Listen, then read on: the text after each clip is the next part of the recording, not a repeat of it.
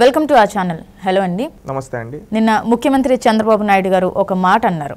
ఇంతకుముందు 1995లో చంద్రబాబు నాయుడు ఎలా ఉన్నాడో ఇప్పుడు అలానే చేసి చూపిస్తాను అంటే అప్పుడు పరిపాలన ఇప్పుడు చేసి చూపిస్తాను అని ఆయన అనటం అయితే జరిగింది. మరి ఆ పరిపాలన ఇప్పుడు చేస్తే ఎలా ఉంటుందంటారు? చంద్రబాబు నాయుడు గారు నిన్న పెన్షన్దారులకి పెన్షన్ ఇస్తూ తెల్లారితో 6 గంటలకి మొదలయ్యి స్టార్ట్ అయ్యి తొలి పెన్షన్ ఇచ్చాడు.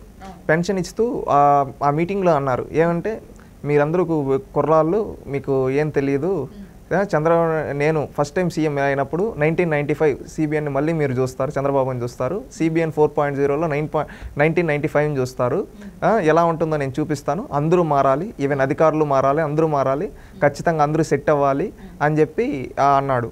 దీంట్లో నేను 1995లో నేను పుట్టలేదు, కానీ నిన్న కొంతమంది పెద్దలతో కలిసి మాట్లాడేటప్పుడు అంటే ఈ విధంగా చంద్రబాబు గారు ఈ విధంగా సిబిఎన్ 4.0 అంటున్నారు, మళ్ళీ అదేవిధంగా 1995 సీఎం అంటున్నారు, మేము కూడా పుట్టలేదు. అప్పుడు చంద్రబాబు గారు ఎలా ఉన్నారంటే, ఒక సీనియర్ జర్నలిస్టు చంద్రబాబు గారితో కలిసి వర్క్ చేసిన ఒక పెద్ద వ్యక్తి ఆయన అన్నాడు, 1995 సిబిఎన్ మళ్ళీ రిపీట్ అయితే 2024లో రిపీట్ అయితే రాష్ట్రంలో అభివృద్ధి పరుగులు పెడుతుంది, అదేవిధంగా అధికారులకి రెడ్ అలర్ట్లా ఉంటుంది. ఏంటంటే ఒకప్పుడు చంద్రబాబు అంటే ఏంటంటే నార్మల్గా గతంలో ఉండే పరిపాలన 1995లో ఎవరైతే కన్నా ముందుగా ఉన్న పరిపాలకులు ఎవరు చేయని విధంగా ఒక కొత్త రిఫార్మ్స్ తీసుకొని వచ్చి పరిపాలన చేశాడు.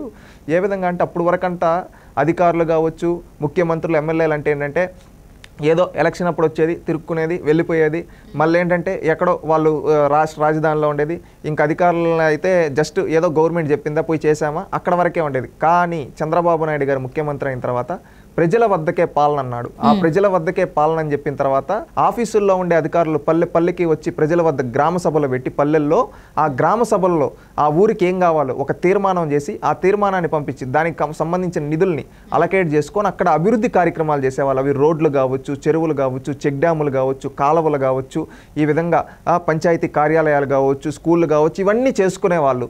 అంటే ఆ గ్రామానికి ఏం కావాలో అక్కడ ప్రజలు నిర్దేశించుకొని ఒక అర్జీలా పెట్టుకొని వాళ్ళంతా నిర్ణయించి ఒక సభ తీర్మానం చేసుకొని ఆ తీర్మానాన్ని పంపిస్తే ప్రభుత్వం దానికి కావాల్సిన నిధులను కేటాయించి అభివృద్ధి చేసేది.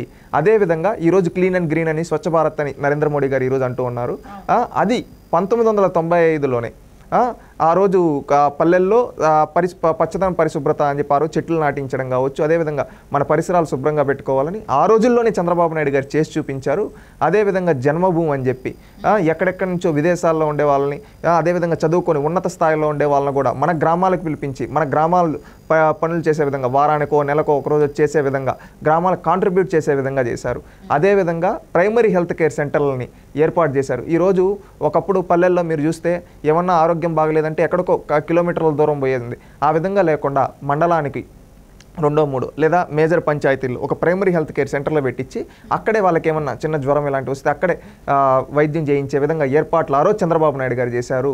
అంటే 1995 సీఎం అంటే ఏంటంటే ప్రజలను కూడా అధికారంలో భాగస్వాములు చేయడం, ప్రజల యొక్క భాగస్వామ్యంతో రాష్ట్రాలని అదేవిధంగా గ్రామాలని వీటన్నిటిని అభివృద్ధి చేయడము.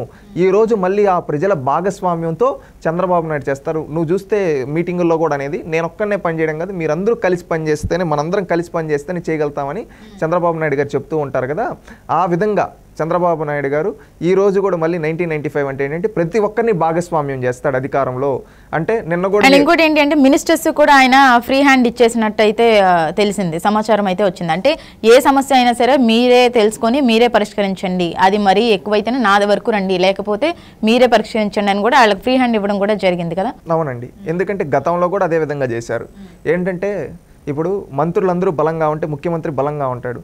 ముఖ్యమంత్రి ఒకటే అన్ని చూడలేడు కదా, ముఖ్యమంత్రి ఒకటే అన్ని చూసుకోలేడు కదా.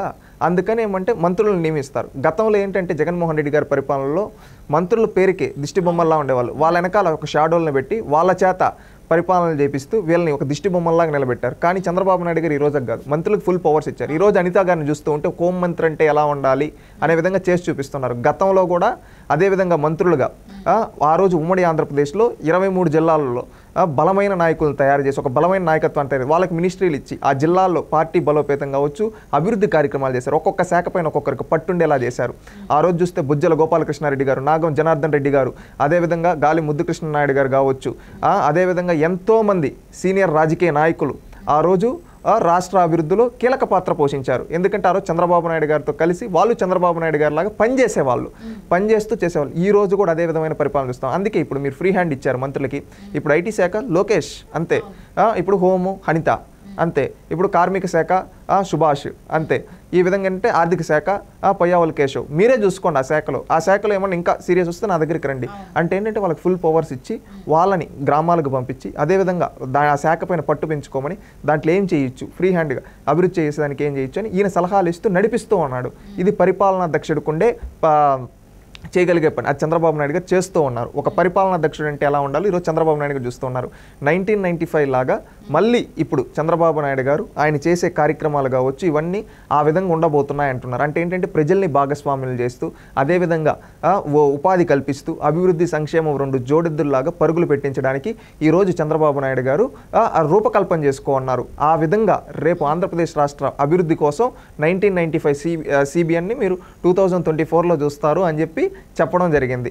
ఇది కొంతమంది తెలియని వాళ్ళు ఏంటంటే ఏదో కామెడీగా చెప్పారనుకుంటారు, లేదంటే సిల్లీగా తీసుకుంటారు. కానీ 1995లో చంద్రబాబు గారు రిపీట్ అయితే ఆంధ్రప్రదేశ్ అనేది అభివృద్ధిలో దూసుకుపోతుంది.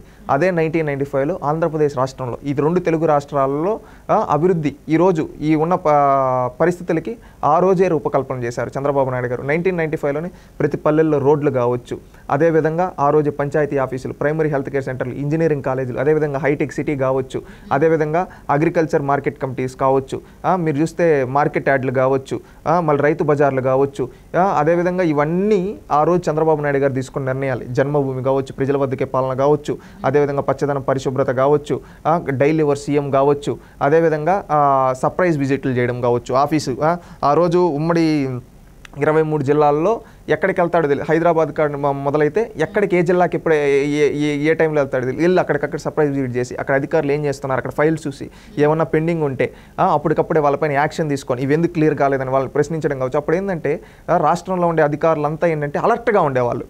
ఇప్పుడు చంద్రబాబు నాయుడు గారు పలానా రోజు ఇక్కడికి వస్తాడంటే అందరూ ముందుగా రెడీ అయిపోతారు, అన్ని సెటప్ చేసుకొని పైన ఇప్పుడు హంగులు చేసుకొని షో చేసేవాళ్ళు ఎక్కువైపోతారు. అదే టక్కని వచ్చాడు అనుకో ఎవరి రియాలిటీ ఏందో బయటపడుతుంది, తప్పు చేసే వాళ్ళందరూ బయటపడతారు. అదేవిధంగా ఇంకొకటి ఏంటంటే అధికారులు ఒక భయం ఉండేది, ముఖ్యమంత్రి టక్కని వస్తే మమ్మల్ని ఏమైనా చేస్తాడు, మనందరం అలర్ట్గా పనిచేయాలని అలర్ట్గా పనిచేసేవాళ్ళు. అప్పుడు రాష్ట్రంలో ఉండే ప్రతి ఒక్క అధికారి అలర్ట్గా పనిచేస్తే పరిపాలన అనేది సవ్యంగా సాగుతుంది. అంటే ఆటోమేటిక్గా అభివృద్ధి సంక్షేమం అదే ఇంకా మన కార్యక్రమాలు ప్రజల సమస్యలు ఆటోమేటిక్గా తీరిపోతాయి ఆ పర్ఫెక్ట్గా పనిచేస్తే. ఆ రోజు చంద్రబాబు నాయుడు గారు ఆ విధంగా పనిచేశాడు కాబట్టి ఆ రోజు సమస్యలు ఏవి లేకుండా ప్రజల కష్టాలు తీరాయి కనుక మళ్ళీ 1999లో కూడా చంద్రబాబు నాయుడు గారు రెండోసారి ఎన్నుకోవడం జరిగింది. అదేవిధంగా ఈరోజు మా తరంకి ఏంటంటే ఆ 1995 CBN ఎలా ఈయన చంద్రబాబు నాయుడు గారు అంటే ఎప్పుడు అప్డేట్ అవుతూ ఉంటాడు.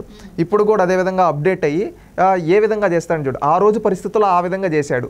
మళ్ళీ ఇప్పుడు 2024 అంటే ఇప్పుడు ఏంటంటే ప్రపంచం మొత్తం ఆర్టిఫిషియల్ ఇంటెలిజెన్స్ మిషన్ లెర్నింగ్ వైపు పరిగెడుతూ ఉన్నాయి. ఈ సందర్భంలో ఆయన ఏ విధంగా అప్డేట్ అయ్యి ఈ టర్మ్లో చేస్తాడనేది ఖచ్చితంగా మాకందరికీ ఒక చూడాలనిపిస్తూ ఉంది. ఎందుకంటే ఆయన ఏ విధంగా చేస్తాడు, డెసిషన్స్ ఎలా ఉండబోతున్నాయి అంటే ఒకప్పుడు కంప్యూటర్లు లేని రోజుల్లోనే కంప్యూటర్ల గురించి మాట్లాడి పరిపాలన అంతా ఈ గవర్నెన్స్ని తీసుకొని వచ్చిన వ్యక్తి చంద్రబాబు నాయుడు గారు. ఇప్పుడు ప్రపంచం టెక్నాలజీ వైపు పరిగెడుతూ ఉంది. ఇప్పుడు టెక్నాలజీ అనగానే ముందు గుర్తొచ్చేది బాబు గారు. 1995లోనే అంత టెక్నాలజీని ముందుగా అప్గ్రేడ్ చేసుకొని ఈ విధంగా రూపకల్పన చేసిన వ్యక్తి ఇప్పుడు 2024లో 2047 విజన్ అంటా ఉన్నాడు. ఏ విధంగా వెళ్తాడు, ఈయన అడుగులు ఎలా ఉండబోతున్నాయి అనేది మాలాంటి యువతరం కూడా తెలుసుకునేదానికి బాగుంటుంది, రేపు మా భవిష్యత్ తరాలకు చెప్పుకునేదానికి కూడా బాగుంటుంది. ఈరోజు చంద్రబాబు నాయుడు గారు 1995లో చేసింది నేను పుట్టలేదు అప్పటికి, ఒక సీనియర్ జర్నలిస్ట్ దగ్గర నేను చెప్పించుకున్నాను. అదేవిధంగా రేపు భవిష్యత్తులో ఇవన్నీ అప్గ్రేడ్ అయినప్పుడు అప్డేట్ అయినప్పుడు ఒకప్పుడు రేపు మేము చరిత్రలో ఆ విధంగా చంద్రబాబు నాయుడు అని ఒక రాజకీయ నాయకుడు ఉన్నాడు. ఆయన చేసిన రూపకల్పన వల్లే ఈరోజు మన తరాలన్నీ బాగున్నాయి. ఆ రోజు ఆయన కోసం కాకుండా ఆయన కుటుంబం కోసం కాకుండా మన కోసం మన రాష్ట్రం కోసం పనిచేశాడు, నిస్వార్థంగా పనిచేసే నాయకుడు కాబట్టి ఈరోజు మన రాష్ట్రం ఈ విధంగా ఉందని మేము రేపు మా భవిష్యత్ తరాలకు చెప్పుకోగలుగుతాం. ఖచ్చితంగా అలాంటి పరిపాలన చంద్రబాబు నాయుడు గారు 1995 రిపీట్ అవ్వాలని కోరుకుంటూ ఉన్నాం. ఖచ్చితంగా ఆయన చెప్పిన విధంగా పరిపాలన జరిగి ఖచ్చితంగా మన తెలుగు రాష్ట్రాలు ప్రపంచంలో నెంబర్ 1గా నిలబడాలని ఆయన విజన్తో తోడై ప్రతి ఒక్క రాజకీయ నాయకుడు చంద్రబాబు నాయుడు గారిలా పనిచేస్తూ ప్రతి ఒక్క అధికారి ఖచ్చితంగా ఈ పాలనలో భాగస్వామి మనల్ని మనం అభివృద్ధి చేసుకోవాలని నేను కోరుకుంటూ ఉన్నాను.